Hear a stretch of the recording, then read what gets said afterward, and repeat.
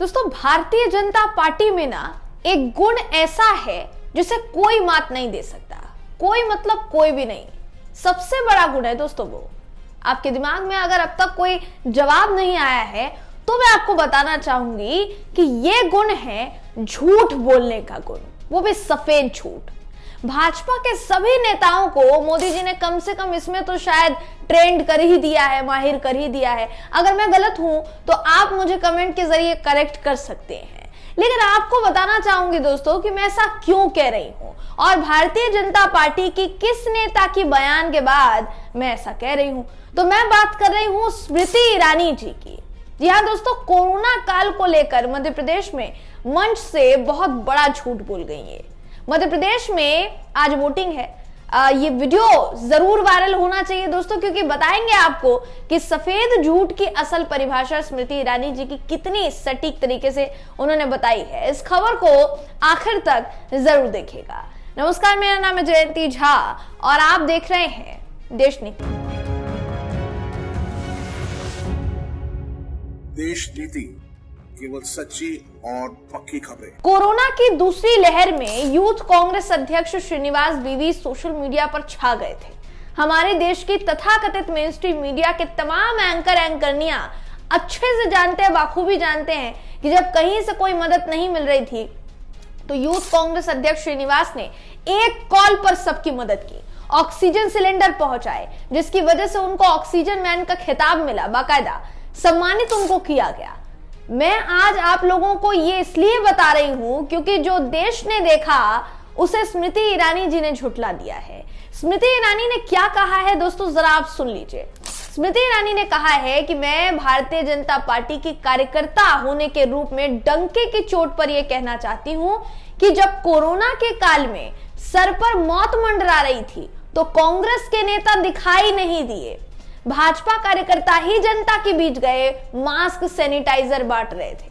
आगे कहती है कि कोरोना के दौरान पीएम मोदी ने संकल्प लिया कि रातों में कोई गरीब भूखा नहीं सोएगा। पिछले 1.5 सालों से 80 करोड़ नागरिकों को मुफ्त राशन पहुंच रहा है। आगे वो ये भी कहती है, सवाल पूछते हुए, कि अगर सोनिया गांधी की सरकार होती तो 2.5 सालों से राशन मिलता क्या? अगर सोनिया मैडम की रिमोट कंट्रोल सरकार चल रही होती तो राशन की कालाबाजारी होती कि नहीं? ये सवाल ये पूछ रही है। दोस्तों, हम सवाल करना चाहेंगे कि क्या उस समय स्मृति ईरानी जी कहीं दिखाई दी? स्मृति ईरानी जी सड़कों पर उतरी होती तो शायद दिख गया होता इनको कि श्रीनिवास बीवी ने किस तरीके से सबकी मदद की और नहीं की। हो सकता है, देखिए, भाजपा के कार्यकर्ताओं ने भी लोगों तक मदद पहुंचाई हो, हम इसको झुठला नहीं रहे हैं, मगर कांग्रेस नेताओं और आम आदमी पार्टी के नेताओं की तरफ से लगातार मदद पहुंचाई गई। यूथ कांग्रेस के राष्ट्रीय अध्यक्ष बीवी श्रीनिवास और आम आदमी पार्टी के विधायक दिलीप पांडे दोनों लोगों की मदद करने में जुटे रहे। सोशल मीडिया में लगभग जो भी मदद के लिए किसी को टैग करता था वो इनसे जरूर मदद मांगता था। यूथ कांग्रेस अध्यक्ष बीवी श्रीनिवास ने उस समय मीडिया से बातचीत करते हुए ये कहा था कि हमने कोरोना की पहली लहर में जो सीखा था वो दूसरी लहर में काम आया। 7 मार्च को जब हमारी नेशनल एग्जीक्यूटिव मीटिंग हुई तो उसमें बेरोजगारी, किसान आंदोलन, इस सब पर कार्यक्रम तय किए।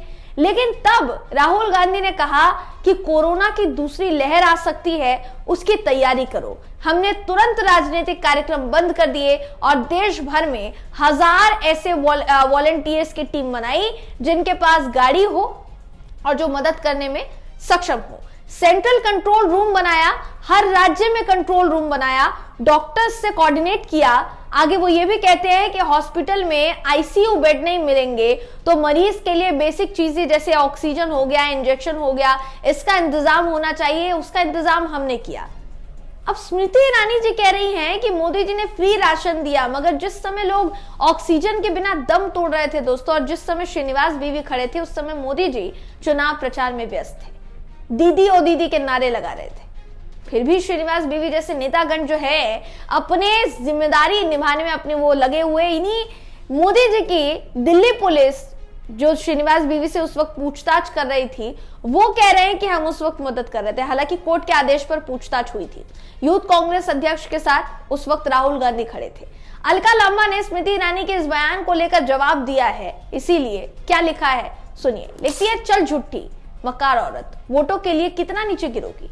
हमें गर्व है भारतीय राष्ट्रीय युवा कांग्रेस के अध्यक्ष और उसके एक सदस्य पर, जिन्होंने बीच कोरोना महामारी के राहुल गांधी जी के एक आदेश पर हजारों लोगों की जान अपनी जान पर खेलकर बचाई और लोगों ने बदले में श्रीनिवास भाई को ऑक्सीजन मैन का खिताब भी दिया और सम्मानित भी किया।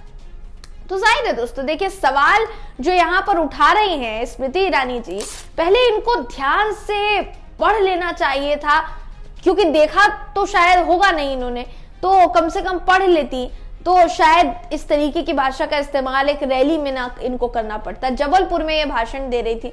आज चुनाव है, चुनाव में ना दोस्तों जनता ऐसी चीजें देखती है कि आप मंच से खड़े होकर कितना बड़ा झूठ बोल रहे हैं और कितनी लंबी लंबी फेंक रहे हैं आप। उस वक्त जिस वक्त कोरोना काल था, प्रधानमंत्री नरेंद्र मोदी जी से लेकर बड़े बड़े नेतागण जो थे, उनमें से कोई दिखाई नहीं दिया दोस्तों, न जाने क्यों, लेकिन दिखाई नहीं दिया।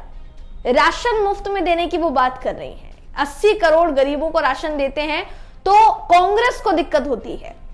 हम गरीबों तक राशन पहुंचा रहे हैं तो कांग्रेस को दिक्कत हो रही है। सवाल ये है कि ये जो राशन पहुंचाया जा रहा है दोस्तों, ये चुनाव दर चुनाव, क्योंकि अभी जिस वक्त से शुरू हुआ है देश में किसी ना किसी राज्य में चुनाव रहा ही है, और उसी के जरिए बार बार ये याद दिलाया जाता है जनता को कि मुफ्त में राशन सरकार खिला रही है। आपके पास अभी इस वक्त राशन खाने के लिए ना पैसा है ना कुछ है, इसलिए सरकार का आपको शुक्रगुजार होना चाहिए। क्या यही जताना चाहती है भारतीय जनता पार्टी? क्या यही जताना चाहती है स्मृति ईरानी जी, जो 13 रुपए किलो चीनी दिलवा रही थी लेकिन अभी वो 40 से ऊपर पहुंच गई है? जाहिर है, देखिए ये सारे सवाल पूछे जाने इनसे जरूरी है। झूठ बोलिए, आप झूठ बोलिए क्योंकि माहिर हैं आप उनमें, झूठ बोलने में, लेकिन ऐसा झूठ बोलिए ना कि जनता पकड़े ना। यहां पर स्मृति ईरानी जी का झूठ पकड़ाया या फिर नहीं दोस्तों, अपनी राय कमेंट करके जरूर बताइएगा। वीडियो अगर आपको पसंद आया हो तो वीडियो को लाइक कीजिए, शेयर कीजिए, चैनल को सब्सक्राइब करना बिल्कुल भी ना भूलें। फिर मुलाकात होगी आपसे अगली वीडियो में, तब तक के लिए नमस्कार।